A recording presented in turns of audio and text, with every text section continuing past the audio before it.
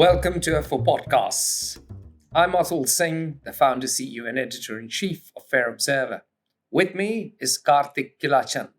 He's been an entrepreneur in the US, and he has returned to India for a life in the social sector. So Kartik, welcome. Thank you, Atul. Pleasure. So Kartik, walk us through your entrepreneurial journey. You were an IIT kid who landed up in the US, and instead of working in one of the big boys, you struck out on your own. So how did that happen? So going back, I think I'm a post-independence child, born in the early 50s, and it was a very different India, right? Coming out of the British Raj. As a nation, we were bankrupt. Literacy rates were in the 20s. Healthcare was absolutely abysmal, etc. I still remember growing up, and I happened to have been born in a privileged family, nothing to do with me. But we had to wait 7 years for a landline. And, we had to wait some 9 years for a Fiat car. Things So have changed. 7 years for a landline. So those of our listeners who don't know about landlines, these were these old phones connected by wires. You couldn't take them and move around the house. So that sort of phone, you had to wait 7 years. And of course, Fiat was a car. Of course, it was an offshoot of Fiat in Italy, except it was an old model. The engine wasn't that great, and the aesthetics were worse. And you had to wait. And this is because Jawaharlal Nehru, in his wisdom, decided that we would have a socialist economy. And his daughter, Indira Gandhi, doubled down on the socialism model. And so we had a license, permit, quota Raj, which meant that there was a license you required to make anything. There was a quota which determined how much you could make. And you needed a permit from the government. So this meant that it was a scarcity economy. So Kartik grew up at a very distant time, not a time in India where you can buy anything off Amazon or, for that matter, Flipkart. Right. And, in those days, a starking example is a matrimonial ad for a male, if they had a landline, was a huge asset, which they advertised that, we have a telephone line. Forget the car.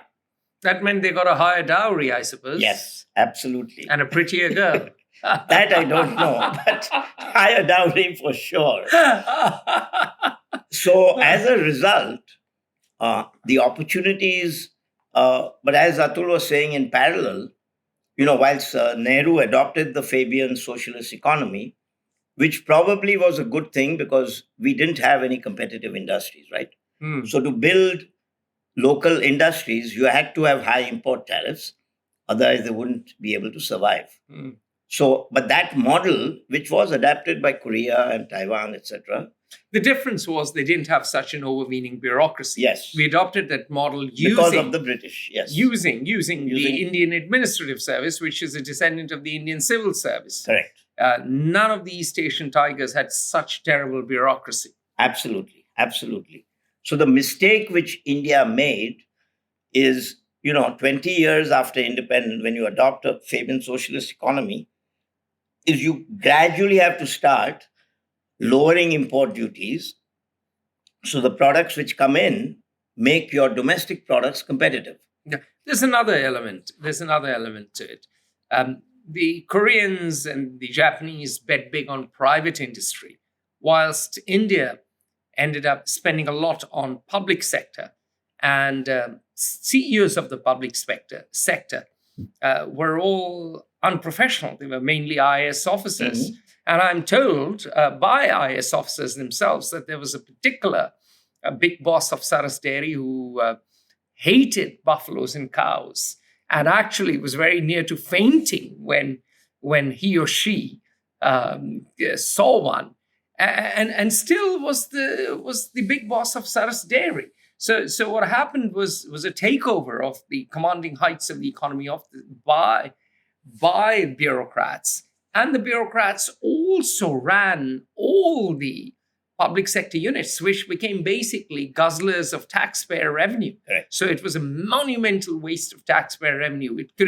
This revenue could have gone into building schools and hospitals and roads and whatnot. Instead, there was a massive misallocation of capital in Nehruvian India, and in particular under Indira Gandhi's India. Yeah, which got worse. As I said, by the mid-60s, India should have started what I'm calling the word liberalizing, which is allowing imports of products. I think even more than imports, they should have made entrepreneurship easier. They throttled entrepreneurship at home. I don't mind if you have tariffs and you protect your economy. After all, the US did that. The first act of the US Congress was a protectionist act to develop domestic industry. Most people forget that. But then the US Congress didn't have so many rules and so much red tape that strangulated the local industry. So what I would blame Nehru and Indira Gandhi for was strangulating, more than the tariffs. They strangled local industry and local business. Exactly. And, the IAS, which really evolved from the Indian Civil Service. The Indian Civil Service, they were meant to have those graduates who were supposed to be the brightest control what the British wanted them to do. And extract capital out of India, which is why they were called collectors. Exactly. They were collectors of revenue. They weren't meant to serve the people. No, and it's true even today. Even today's IAS officers, are not equipped to run businesses. Certainly not. No. I mean, they've not run a single successful company. Correct. I mean, let's look at the example of Saras and Amul.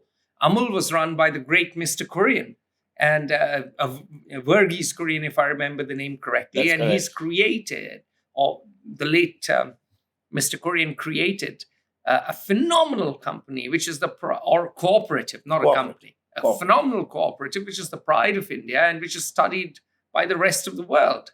Whilst every cooperative, which has an IAS officer in charge, is basically in the doldrums. It's sucking resources out of the nation. Correct. And, as Mr. Korean, really what he did was what is now called the White Revolution, where India went from a completely milk deficient. We are the largest exporters of milk today. Yes, it's a great and story. And the largest manufacturers, right. So anyway, coming back, we can't manufacture milk. I mean, producers. Yes, producers, yes. Milk.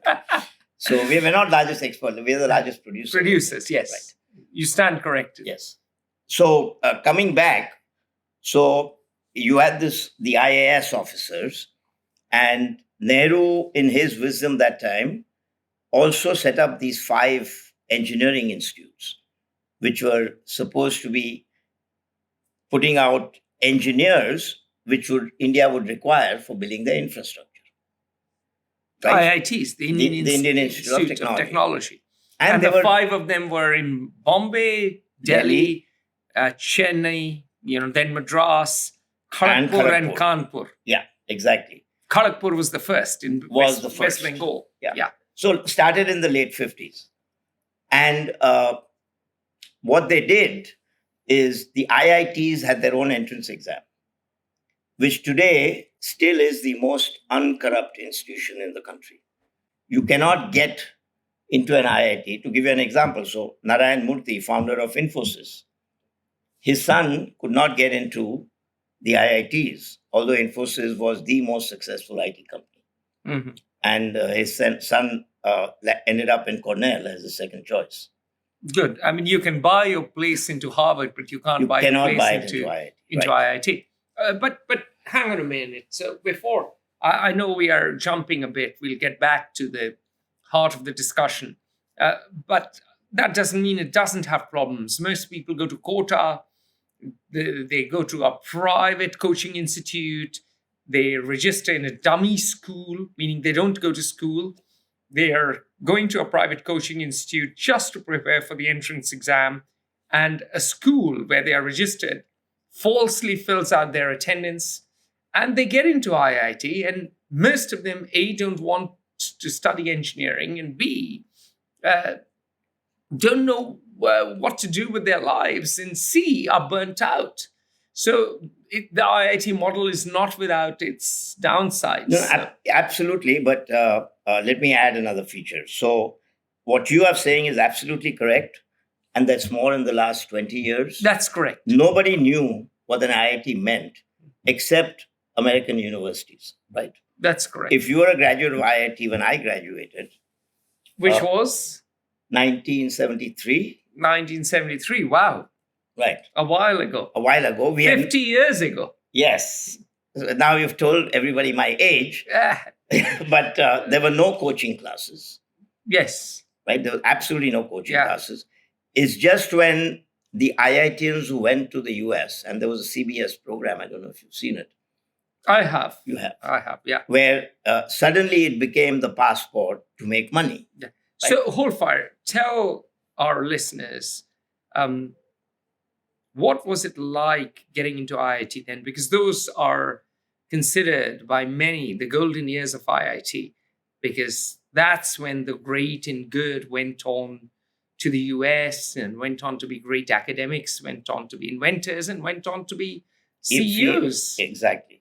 And in fact, I think, I don't know the exact number, but maybe 8 out of 10 of CEOs, Indian CEOs in the US are ex-IITians. Yeah.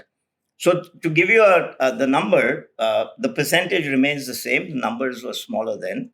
So today, 1.2 million Indians apply for the entrance exam. It's called the JEE, the Joint Entrance Exam. Uncorruptible, no paper leaks, unless you get into the top. And it's directly by your percentage of right answers. So out of the 1.2 million, 10,000 get in. So we had 5 IITs then, we have 23 now. Okay, so the percentage is 0.08. That percentage to a Harvard or Stanford or MIT is around 8-10%. Okay, so it's highly competitive. So we are talking about 0.8 and 8%. 0.08 versus 8%. So it's 100 times easier to get into Harvard. Yes. And what happened in those days, which I call the second Quit India movement, the first Quit India movement was the Brits, is 65. Hold fire. Many of the listeners, especially if they're American or even British, will not know that. So 1942, Mahatma Gandhi, not Indira Gandhi, Mahatma Gandhi, the father of the nation, called for the British to quit India.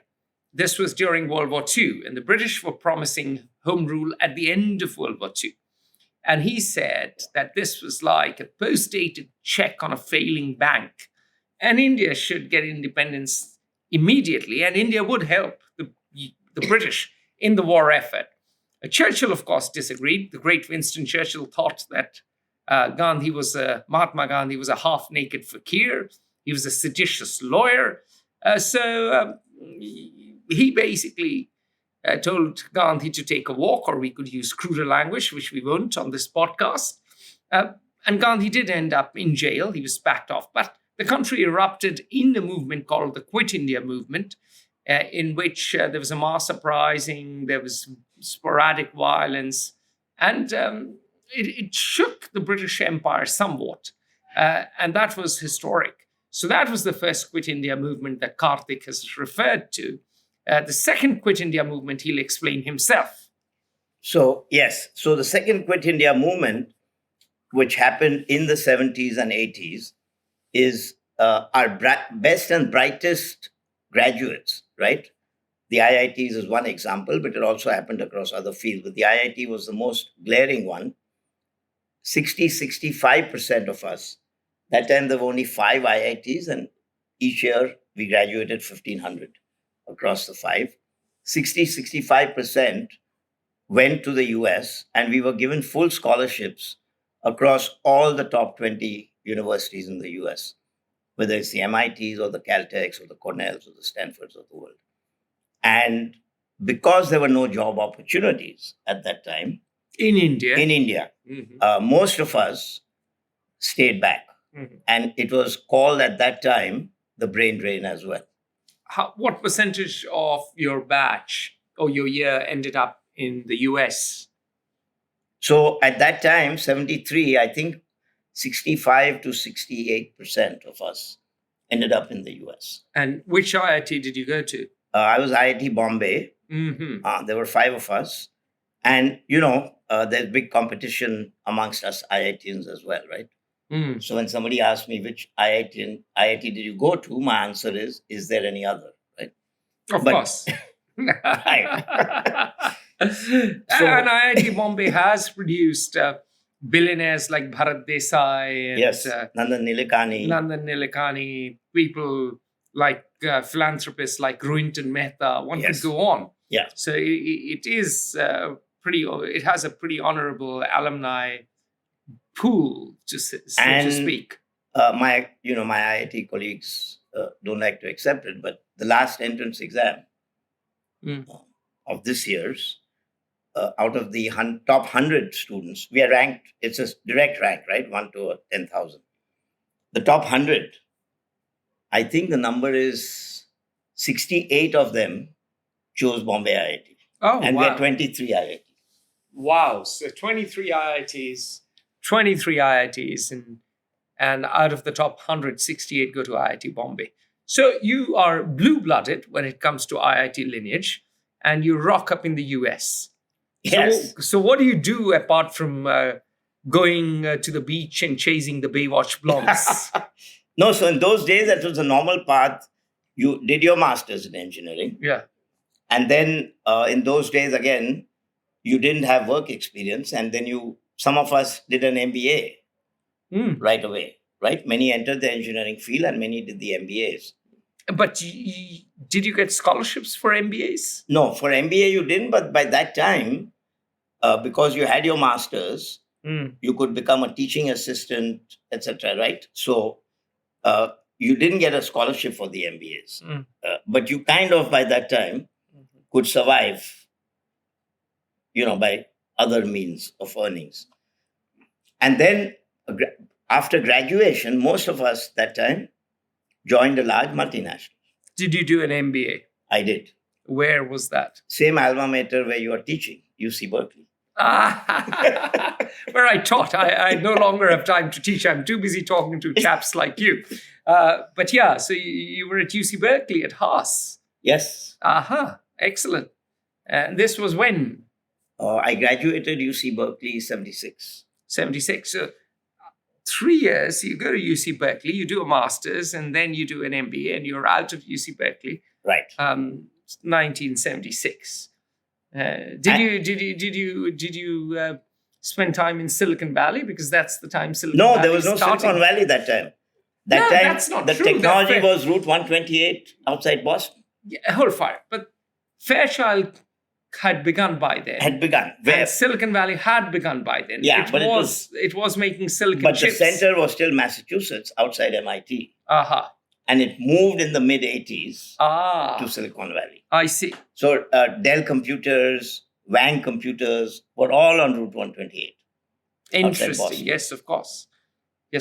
So did you go to Boston after Berkeley? No. So I then got employed by General Electric, as I said, as most of us did, by GE, where I was working in their international finance. And was Jack Welch CEO? No. Jack Welch came 5 years later. It was the real icon who built GE. Jack Welch obviously took it to another height.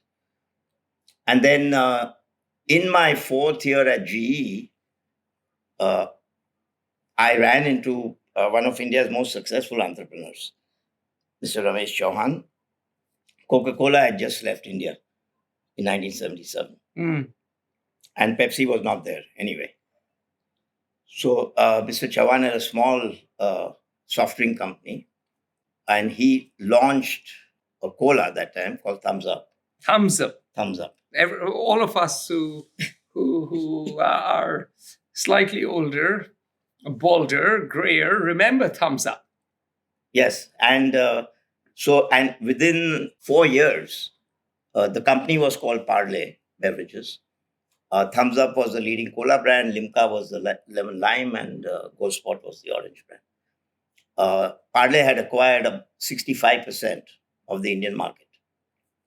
in a relatively short period of time, had 50 franchises, etc. So, and Ramesh Chavan, he was an MIT engineer as well. One of the most dynamic entrepreneurs I've So come he was across. an MIT engineer, Yes. not an IIT engineer. No, that was his failing in life, I guess. Ah. So he was getting bored that I have 65% market share. Maybe I'll go to 70, 75, but there's no fun now, right? So he said, I want to take my beverage to the mecca of soft drinks, which is the United States. What a crazy idea at that time. Yes. The chap is in socialist India and he's dreaming of entering. You met him in 1977 or 1982? 1980. 1980. So I was 3 years at GE that time. Brilliant. So Reagan is about to come to power. About to come. Reagan comes to power in 1981. 81 he won. Yeah. So 80 he wins. 81 he's in power. So basically, this is a chap who's dreaming of bringing a product from socialist India to the mecca of capitalism and soft drinks, America. Yes. Well, one can say he has cojones, if nothing else. So we got very friendly. He was 10 years older than I was. I was, at that time, probably 28, 29. And we became very good friends in New York because he used to come every 3 months to see how he could tap and enter the US marketplace. And then, so one day, and we used to meet probably 4 or 5 times a week, right, in the evenings. He did that old Steve Jobs formula at that time. He said, Kartik, so do you want to waste your life, working for a large company where you're a small corp, or do you want to make a difference? So I said, tell me more. He said, look, I want to set up Parley International. So why don't you head it? So I said, so what does that mean? He said, I don't know. You figure it out. I left GE. We set up Parley. 1980. 81. 81. So you lasted 4 years in GE. Yeah. And the 6 months, because I was not sure, So anyway, he said, you figure it out. So left GE. And I was actually on a very fast track at GE as well. So, You've always been in the fast track, Kartik. I mean, you've just run the Prague Marathon. So tell me something new. So anyway, we set up Parley International. It was me and the doorknob. There's nothing else. I had to build it from scratch. And then obviously 6 months, into the role, I told Ramesh that, look, selling Coca-Cola against Coca-Cola is not a good idea. Okay? So he said, okay. So then I said, the US is just beginning to turn health conscious, right? And fruit-based juices are real. Snapple was the first, right? Are coming into play. So why don't we think of tropical juice-based beverages? So we're not competing with the cranberries and the apples. So we'll do a mango, we'll do a papaya, we'll do a guava. Nobody had even heard of those fruits. So that's how we launched. How very cosmopolitan the Americans were. Yeah. So we launched Maza Mango as the first product. It's still going strong. It is. And then, of course, we started in the US and then we expanded. We took it to the Middle East because mango there is, very popular. Then I launched it in Europe as well, England and Netherlands and Germany, etc. So that was my entrepreneurial journey, which lasted for about 10 years. And then in 1990, Rajiv Gandhi was the prime minister who wanted to liberalize India. And Pepsi was knocking at the doors to come into India. Okay, and we fought Pepsi tooth and nail for 3 years. I think it's the largest publicity we ever got without paying a dime.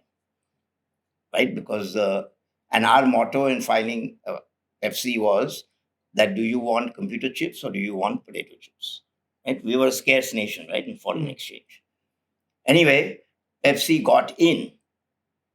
They packaged their product as an agricultural product. Okay, they said, we'll come in and improve the tomato growing capability of India, and which we will then export to the world because of Pizza Hut. Did they actually do that? Yes, they did. Yes, Did they it? did. Yes, they did. Hmm. And so, and at that time, there was no Coke. So the government... You mean Coca-Cola, not Coca-Cola. cocaine. Yeah. So as a result, because it was pre-91 when they got the approval, their hands were tied that for every dollar they sold in India, they had to export $1 worth of products. And not soft drinks, they could export anything.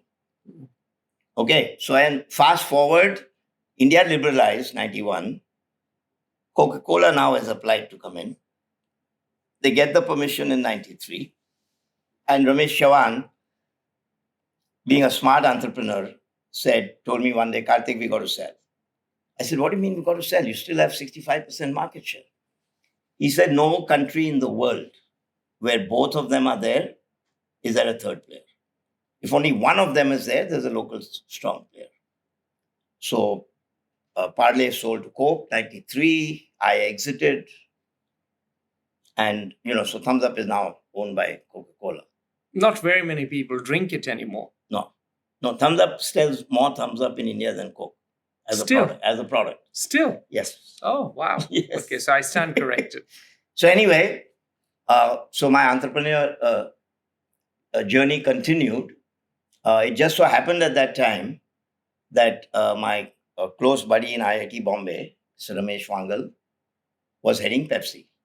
And he became managing director of Pepsi India. So once he knew I had left, he called me and he said, look, I'd like to chat with you. So I said, okay, for what? He said, look, I've got these huge export obligations and I need help. And you've sold products from India into the US. So why don't you come and do a joint venture with us? So that's what I did. So I did a JV with Pepsi, manufacturing tropical fruit beverages in India and leveraging the Pepsi network in the US for sales. How long did you do that? So that once Coke got in, right, the government, Pepsi now cried foul, saying Coke didn't have any of the restrictions because it was post-liberalization. Post 1991. Yeah. So post Narasimha Rao. Yes. So Pepsi said, guys, market. We can't operate in shackles. You created this huge we need a fair playing field. So government had to lift the restrictions on Pepsi. And as a result, there was no need to do any of these exports. So, and when we were doing exports, we could export anything, right? So I was scrounging at what things India was competitive for exports.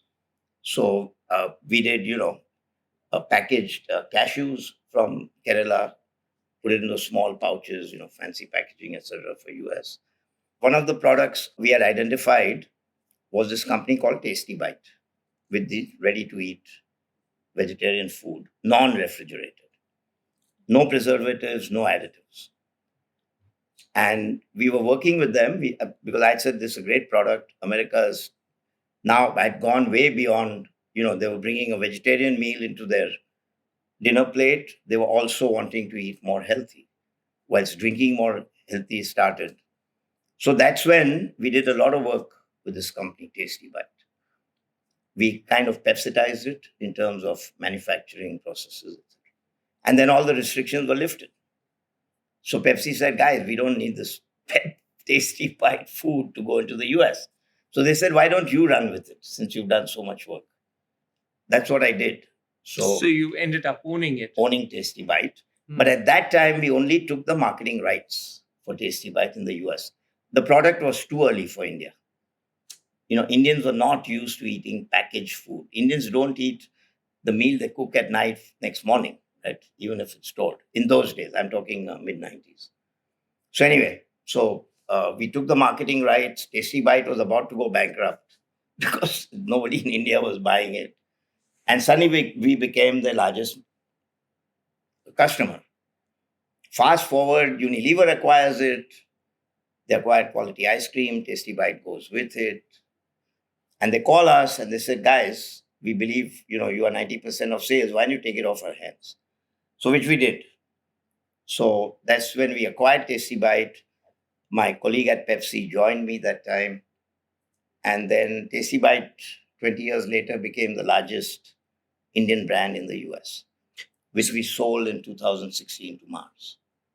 Interesting. And this is a very interesting and unusual entrepreneurial journey, because I've met Indian entrepreneurs in Silicon Valley, and they went native in California, and they made their money in tech. They came up with great products, great ideas. Vinod Tham came up. Correct. He led a team. He came up with Intel Pentium 4.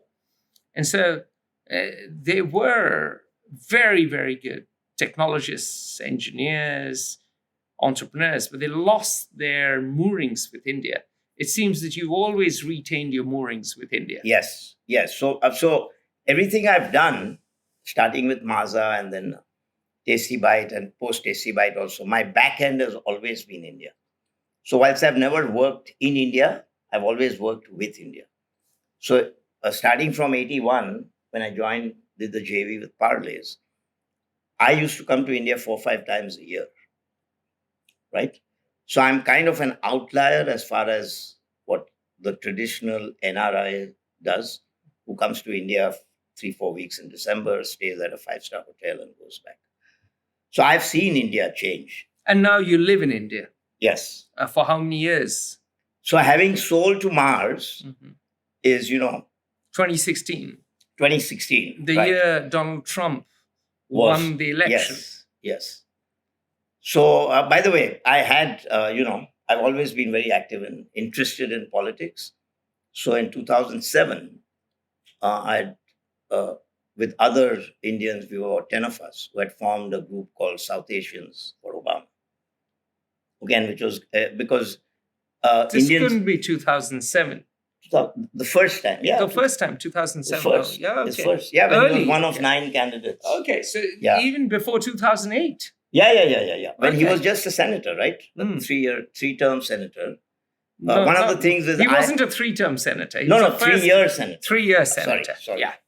And so, being an entrepreneur, obviously, I have a high risk-taking ability. And so I normally back not the favorite, right? I back the underdog. So that's been a consistent trait. And so you back David against Goliath. Yes. And you win some, you lose some. So, but one win makes up for the other losses because the odds are much higher. True that. So anyway, so that was my entry into politics. Did a lot of campaigning because Indians in America, if you look at the history, immigrant communities after 30, 40 years when they've settled. And we, of course, were the largest income immigrant community. We have to enter politics, right? And Indians were just beginning to enter local, state, city politics. Here was an opportunity where, I thought if we galvanize the Indians for Obama. So anyway, did that for 15 months. And that was my entry into politics, which again, as you know later, I'm doing in India as well. So anyway, having sold Tasty Bite to Mars, I was 65. And again, the question was, oh, by the way, before that, it just so happened in 2012, I happened to have met a bunch of my colleagues who had just sold their software company. And 4 of them, and they wanted to do something with India's educational system. And the idea they came upon was that, all of us, in this room and, our friends and colleagues somehow have won life's lottery, right? Born in the right family, went to the right school, got the right jobs, etc. But to win a lottery, you need a ticket. You need to buy a ticket, which we call life's opportunity. So if that person in that village was given that opportunity, maybe he could be as good or maybe even better than us. So that's the bet these 4 guys took. I joined them. It was called Head Held High, which was, can we take 5th class dropouts in rural India and train them so they can earn a living, right? So because they had dropped out, they were earning 300 rupees a month, carrying bricks. And we set up BPO educational centers, business process outsourcing, where we train them for English, data entry, and soft skills, and set up a BPO center in the village. So from earning 300 rupees, they started earning 6,000 rupees, but still living in the village. That was my entry into the social sector. That company's evolved, changed, it's done a lot of other things. So when we sold Tasty Bite, I said, why am I here? What am I doing? One of those. That's when I decided that I was going to go back to India and with my experience and expertise, help in India's development sector. Okay, so that was 2016. So you moved here when? So what I did for the first 2 years, again, being an engineer, being analytical, I studied the social sector. So I attended conferences, workshops around the world. I had the luxury of doing it. So not only India, but I did it in Brazil, Colombia, Bangladesh, Sri Lanka, Kenya, Uganda, etc. So you flew around to all these Yeah. places. Yeah. So I had a good exit from Tasty Bite. And I said, before I get into the sector, since I know nothing about it, let me first study it.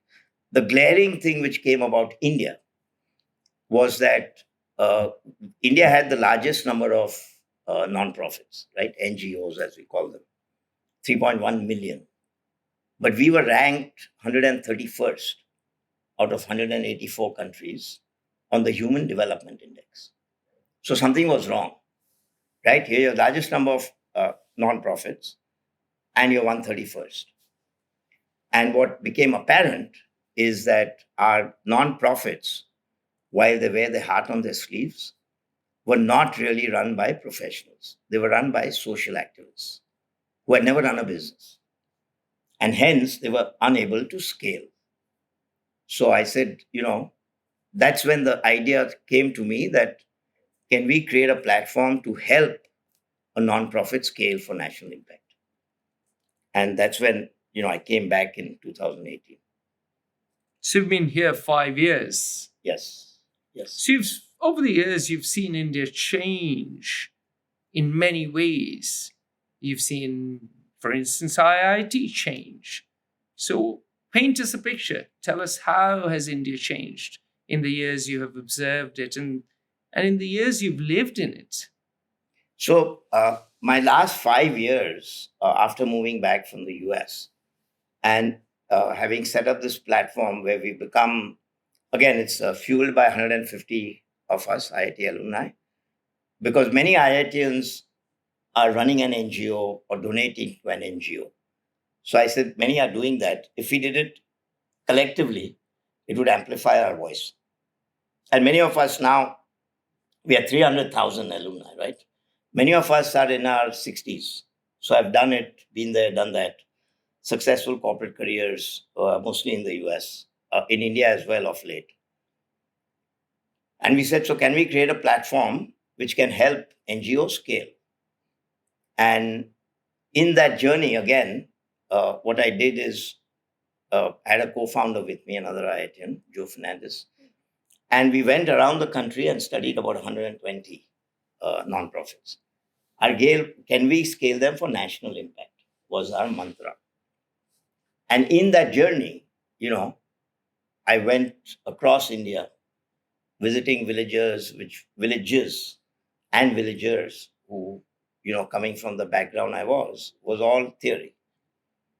And what really struck me was the aspirational India with these youth. Okay, they had same access to information now as I had, because they all had a cell phone, right? Not necessarily an Apple, but they had access to the internet.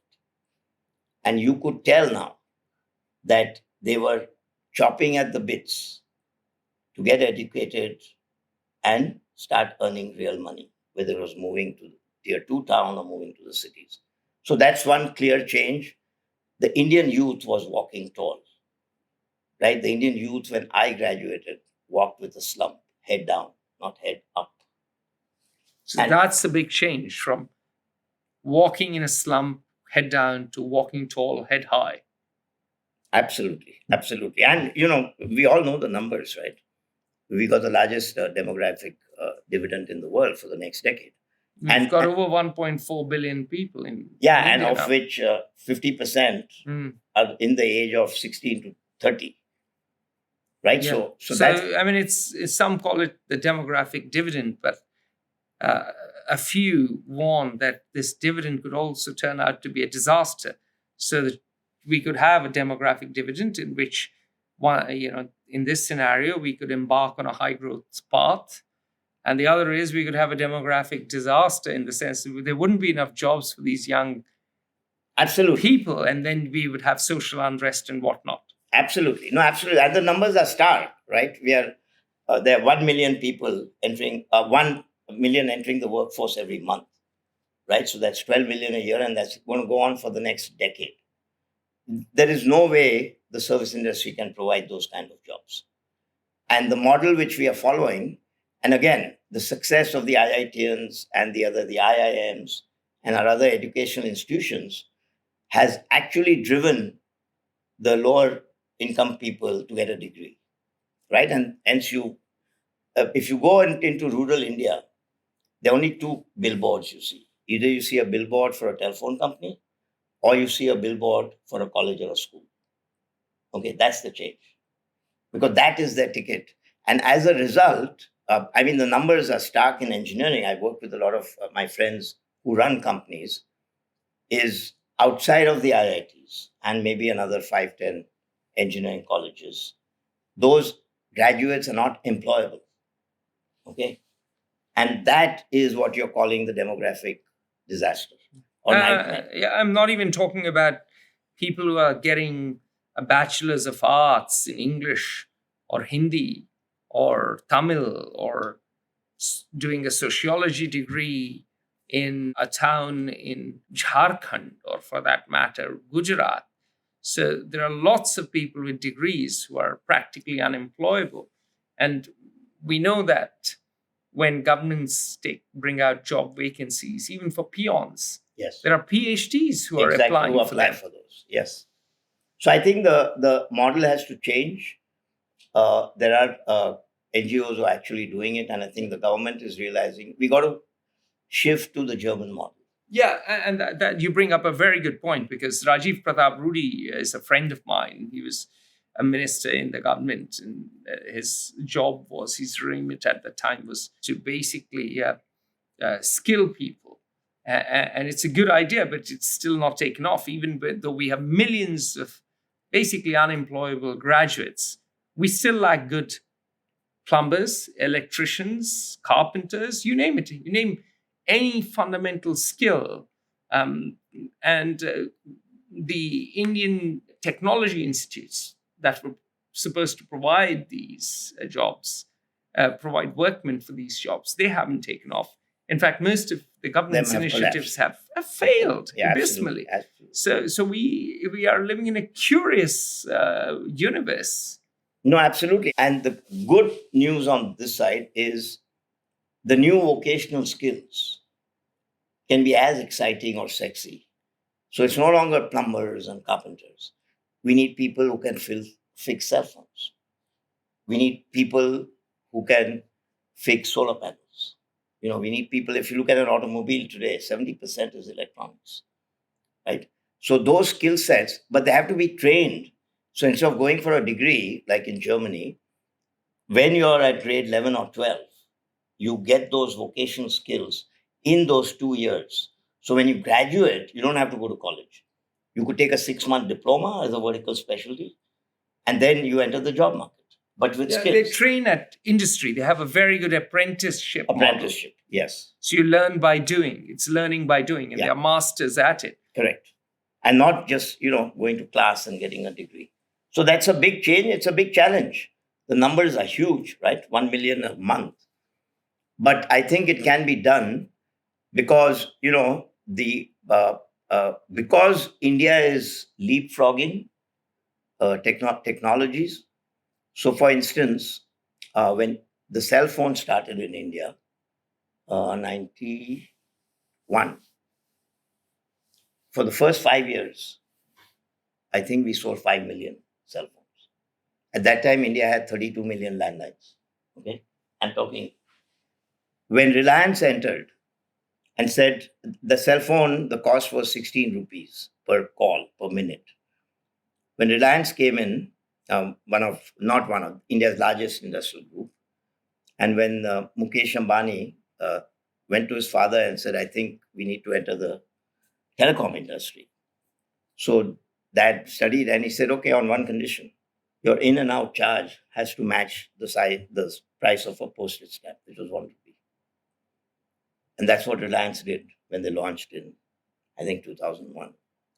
But they launched after Dhirubhai died, didn't they? Yeah. Long after. Yeah, but that was the condition he had made because he was still chairman CEO. I see. And we went from 5 million cell phones to 1.2 billion in the next decade. So, all right. So India has changed. So Greater India's- connectivity. connectivity is a huge plus. I think the second, because of the connectivity, and India took the leap in financial inclusion. Right? Indians have the lowest number of credit cards because 80% of Indians are not in the traditional job sector. So they don't have a salary slip, which is what any bank will look at. So with the advent of financial inclusion and with the cell phone, and COVID accelerated, it was there already. So, and America doesn't have it today, neither does Europe. My entire financial transactions in India today is done through my cell phone, including going and buying that 10 rupee dhania from my vegetable market. So you use Paytm. Paytm, and there are others. There's Google Pay, Phone Pay. There are like 7, 8 of them. Paytm was the first. So in that sense, India is quite like China. Yes. But we are still. Or Kenya, M-Pesa. There. M-Pesa was the first. Yeah, M-Pesa was the first. For money transfers. And we've done it at scale, right? When Nandan Nilekani set up Aadhaar, which is the equivalent of the social security card. So every Indian, even in that village, has an ID now. So I think that's the other big change. And then I think the third, of course, is with the advent of technology, people are no longer looking to enter the government for a secure job. Right? Well, a lot are. Look at the numbers who write the civil services examination every year. Yes. And yes. I just saw the newspapers and it had photographs of all the people who were ranked first, second, ninth, third. So we have a fixation with that.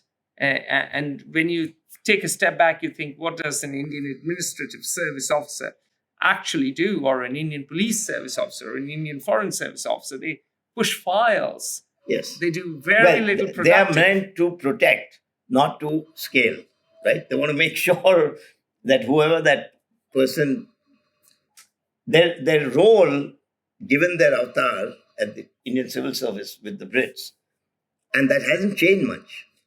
Well, it's a colonial legacy. And like many other former colonies, the bureaucracy is extractive. It tries to extract its pound of flesh. And to use a term in economics, it's rent-seeking. Yes, absolutely. So, but the flip side, So that point isn't entirely true. People still want government service, particularly in North India. Yes, yeah, it's a very North India phenomena. And again, I'm saying, but if you look at you got to look at two edges of that curve, right? So if you look at the IITians today, right, where earlier we all went and worked with large companies, 30% of IITians today do startups. That's as high as 30. Yes. Wow, that's a profound change. Exactly. That's a huge change. That's a huge change. And many of them have built unicorns in India itself. Mm-hmm. Okay, so unicorns are companies with a valuation of over $1 billion. Right. And they've done it in the span of a decade. So you're seeing that entrepreneurial, and India was always considered an entrepreneurial nation, but we were not. We were self-employed. The guy who's selling pan on the street is self-employed. He's not an entrepreneur. He's not creating jobs. So people assume India is an entrepreneurial country. We are not. We're a country of self-employed people, whether it's that tailor or the panwala or, Now we are becoming entrepreneurs, where we are scaling jobs and creating more employment, right? So I think that's a big change.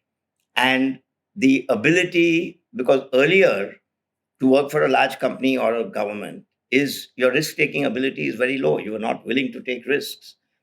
The moment you start entering and becoming an entrepreneur, you're taking a huge amount of risk, right? And the other thing which has changed, which America always had, is failure. Earlier in India was really considered that if you failed once, no bank will lend you money, no VC will lend you money. You'll be looked down with your head down. In America, failure was considered a great thing, saying, hey man, you learned more when you fail than when you succeed. So that is a big change now, because entrepreneurs fail, they get up and start and go back again. You fall off your horse, you dust yourself off, and you get back in the saddle. That's entrepreneurship. Besides what I'm doing in the social sector, I think the last 2 decades were China's. I think the next 2 are India's. There is absolutely no question. Well, we've hit a high note. I think it's a good time to stop. Thank you very much. Thank you for your time, Kartik. Pleasure talking to you. We'll have you back on the podcast. And those of you who are listening to FO Podcasts, make sure that you download us on Spotify, on Apple, on Google, and make sure you rank us, rate us, leave a review, and spread the word amongst your friends. So from Atul Singh and Kartik Kilachand, it's bye for now. Thank you very much, folks, for listening in. Thanks a lot, Atul.